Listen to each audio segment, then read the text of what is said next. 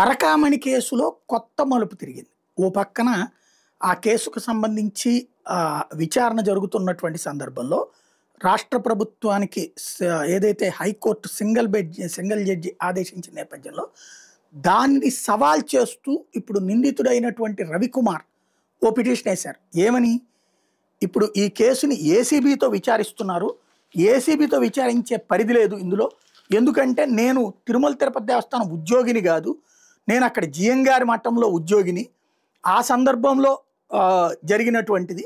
నా దగ్గర నుంచి 14.5 కోట్లు ఆస్తిని స్వామివారికి గిఫ్ట్గా ఇచ్చాను నేను.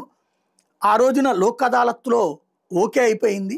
అంతా అయిపోయాక ఇప్పుడు ఏసీబీ యాక్ట్ కింద నన్ను ఎలా విచారిస్తారు అన్నటువంటి.